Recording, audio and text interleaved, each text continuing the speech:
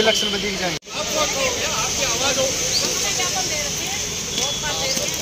आप सर हमारी बात को जाने। हमारी तो एक ही वादा 3500 कह देना पड़े, आप ही समझ जाएंगे। बस चलो जी।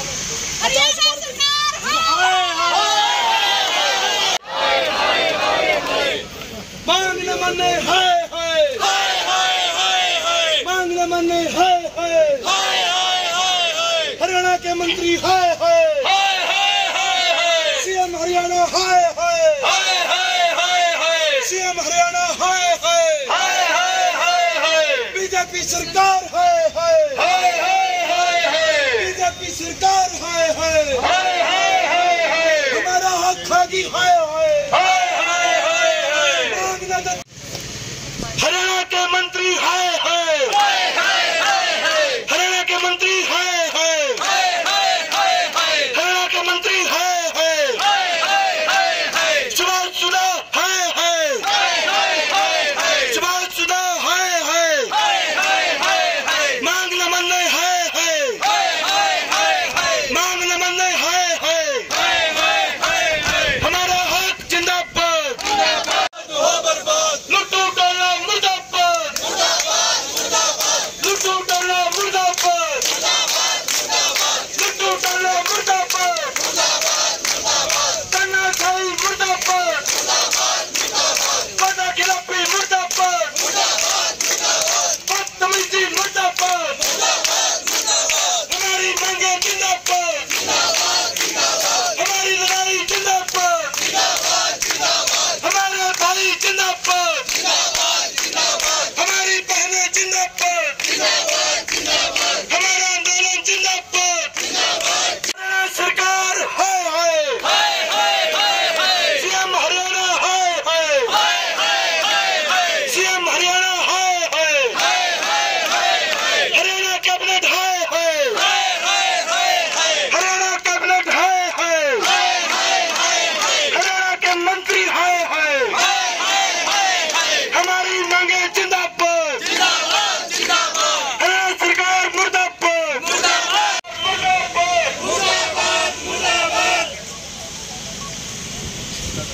जो हमसे टकराएगा कर्मचारी यूनियन जिंदाबाद, कर्मचारी यूनियन जिंदाबाद, वादा खिलाफी मुर्दाबाद, वादा खिलाफी मुर्दाबाद, तानाशाही मुर्दाबाद, तानाशाही कलेक्टर से लेकर सुप्रीम तक का हक खाएगी मुर्दाबाद, मातृ शक्ति दाढ़ी पे बिठा दी मुर्दाबाद, प्रशासनिक अमला नीचे आ गया मुर्दाबाद, हरियाणा सरकार हो बर्बाद, कर्मचारियों की सुनती नहीं हो बर्बाद, सरकार मुर्दाबाद। Clerical association welfare society Haryana के बैनर तले कर्मचारियों ने कुरुक्षेत्र स्थित राज्य मंत्री सुभाष सुधा के घर के बाहर किया प्रदर्शन। Clerical association welfare society Haryana के बैनर तले कर्मचारियों ने आज कुरुक्षेत्र सेक्टर 7 स्थित राज्य मंत्री सुभाष सुधा के आवास के बाहर प्रदर्शन किया और सरकार विरोधी नारे भी लगाए। Clerical association welfare society Haryana के पदाधिकारी ने जानकारी देते हुए बताया कि सरकार ने बार बार उनको धोखा दिया है। उन्होंने कहा कि कुछ दिन पहले उन्होंने सरकार के आश्वासन पर अपना धरना स्थगित कर दिया था, लेकिन उसके बावजूद भी सरकार ने उनको मिलने का समय नहीं दिया और अब वह समझ चुके हैं कि सरकार व प्रशासन उनके मुद्दों पर गंभीर नहीं है, इसलिए वह अपना हक लेना जानते हैं। उन्होंने कहा कि अब जब तक सरकार उनको लिखित में नहीं देगी तब तक वह पीछे नहीं हटेंगे। बार बार सरकार ने हमारे साथ ये छल किया है। इतनी उम्र में मेरे नहीं याद कोई सरकार इतनी झूठी सरकार हो कि बार बार वादे करके हफ्ते में 2-2 बार मुकरे, लेकिन सरकार ने इतना मजाक तो कोई बच्चों के साथ ही नहीं करता जितना हमारे साथ किया गया।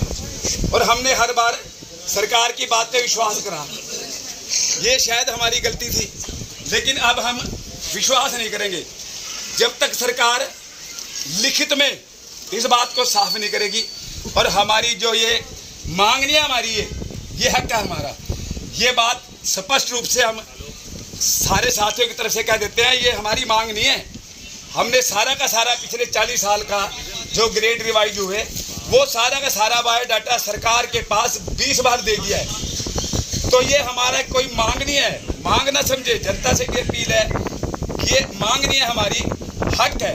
और जो सरकार इस बात को बहुत बार ये मान चुकी है कि ये बिल्कुल बढ़ता है आपके साथ, अन्याय हुआ आप लोगों के साथ, तो ये बात हमारी समझ में नहीं आ रही। 1 साल पहले इतना बड़ा आंदोलन भी हुआ, 42 दिन का आंदोलन, जो शायद अभूतपूर्व था। कभी हमारे इतिहास में, हरियाणा के क्या शायद हिंदुस्तान के इतिहास में कर्मचारियों में इतना बड़ा आंदोलन नहीं हुआ जो वो था। तब भी सरकार ने गुमराह किया। तो मैं सरकार की ये बात जनता को भी बताना चाहता हूँ कि सरकार भी चाहती है कि अव्यवस्था फैले, लोग एक दूसरे में उलझे रहें और किसी को भी किसी का हक ना देना पड़े, एक दूसरे से लड़ा के रखो।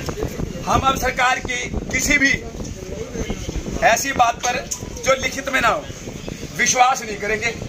5 दिन के लिए हमारे साथियों को मीटिंग के बाद पंचकूला का कार्यक्रम स्थगित करवा के समय दिया कि आप लोग यहीं रहेंगे, एफडी के साथी आप बीच में बातचीत करेंगे और इसके ऊपर रास्ता निकालेंगे ताकि आपकी ये मांग जो है वो, ये जो आपका हक है, आपको दे के सिरे चढ़ाया जा सके। आप लोग, कमाल की बात है कि 5 दिन में एक बार भी उन साथियों से मिलने का समय भी नहीं दिया जो सरकार के नुमाइंदे थे। यानी कि इससे बड़ा अपमान कोई किसी भी संगठन का हो नहीं सकता कि आप 5 दिन उनको चंडीगढ़ रखे 2 साथियों को और मिलने का समय भी ना दें। उसके बावजूद भी हम लोग दफ्तर के साथी हैं, हमने ये उम्मीद रखी कि 5 तारीख को कैबिनेट की मीटिंग है, हो सकता है कि सरकार कुछ सोचे इसके बारे में, क्योंकि सरकार इसलिए बनाई जाती है कि वो लोगों को उनके हक दे जो जायज हक है। किंतु 5 जाने के बाद भी हमारे को पूरी तरह से विश्वास हो गया है कि सरकार बिल्कुल गंभीर नहीं है हमारे मुद्दों के लेके। 17-18 साल इस लड़ाई को लड़ते लड़ते हमारे को हो गए साथियों। हम ये बात आपके माध्यम से बिल्कुल सरकार को चेताना चाहते हैं कि अब हम इस लड़ाई को किसी भी हद तक ले जाएंगे, अब ये विश्वास का खेल नहीं चलेगा। हम बिल्कुल सरकार के खिलाफ हैं। इस सारे के सारे साथियों की तरफ से मैं ये बात सरकार को कह दूं, हमारा अब कोई सरकार पे विश्वास नहीं रहा और हम अपनी लड़ाई को और तेज करेंगे। राज्य स्तर पे जैसे राज्य कार्य कमेटी हमारी कार्यकारिणी निर्णय लेगी, वैसे वैसे हम अपने कार्यक्रम को आगे बढ़ाते रहेंगे। लेकिन अब बहुत हो चुका ये खेल, अब विश्वास नहीं चलेगा। अब तो सरकार को हमारा हक देना पड़ेगा। हम ले सकेंगे, हमारे में हिम्मत होगी हम ले लेंगे, नहीं तो फिर ठीक है, हम अपनी कार्य जो हमारे से हो सकेगा वो हम अपना करेंगे। आगे इलेक्शन सिर के ऊपर आए हुए हैं, सरकार को भी पता है हमारे पास भी क्या हथियार है, इलेक्शन है, तो हम उसमें बिल्कुल साथियों अपना फिर तन मन धन का जोर लगा देंगे, बिल्कुल पीछे नहीं हटेंगे। इन्हीं शब्दों के साथ 35-400 पिछले चुनाव में पिछली बार जो आपका प्रदर्शन हुआ 42 दिन का, उसमें सरकार ने बहुत सारी मांगे आपकी मांग भी ली थी, लेकिन अब शायद 35-400 की रहेगी, तो कई सारी मांगी भी की थी। कुछ नहीं मानी थी, एक 21,700 दिया था। 21,700 का जो ग्रेड पे वो बेसिक दी थी, 21,700 पे तो पहले सारे साथी थे। 21,700 तो कम थे, 16 कुछ पे 19,900 था। लेकिन आप ये देखो जो हमने कंपेरिजन में कितनी कैटेगरी जो उसमें दी है, उनमें से कितने साथी ऐसे हैं 35-400, कोई 29,200, कोई 32,300। आप देखोगे उसमें आप साथियों के पास भी वो जो हमने पूरा का पूरा डिटेल है वो आप सबके पास भी है, क्योंकि हमने यहाँ लगाई भी हुई थी। और उसमें कोई भी चाहे, आप लोगों को भी मैं कहना चाहता हूँ, अगर कोई उसमें साबित कर दे कि हमने उसमें कुछ गलत लिखा हुआ है तो हम अपनी बिल्कुल उस चीज़ पे मानेंगे कि हमसे गलती हुई। लेकिन वो हमने बड़ा सोच समझ के सारे साथियों के विचार विमर्श के बाद सालों की अपनी जितनी हमारी नॉलेज थी उसके आधार पे वो तैयार किया था। और सबसे बड़ी दुख की बात यह है कि सरकार ये बात मान रही है।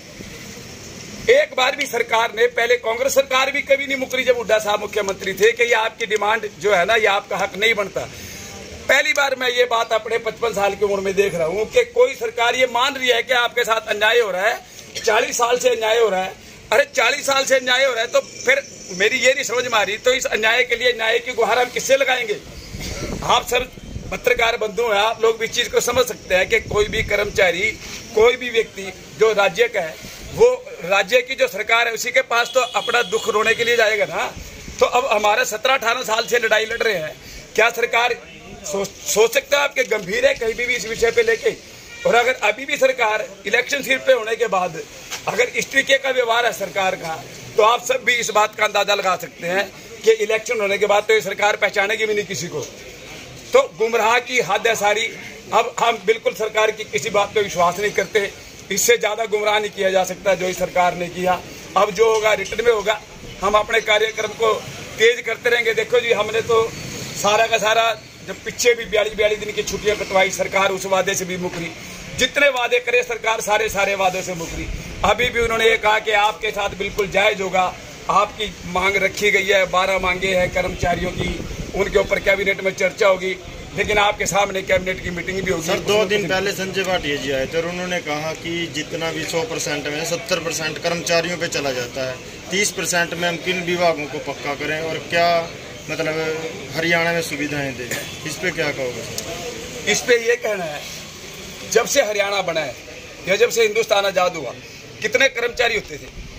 क्या पहले इंफ्रास्ट्रक्चर नहीं था? कितने कर्मचारी होते थे? मैं रोडवेज का कर्मचारी हूँ। पक्के कर्मचारी 1000 1200 होते थे, जहां आज पक्के कर्मचारी आधे भी नहीं बचे। तो पहले देश नहीं चल रहा था क्या? और अब क्या खास बात हो रही है? जो बिल्डिंग, जो पुल 1 महीना पहले बन रहे, वो 1 महीने बाद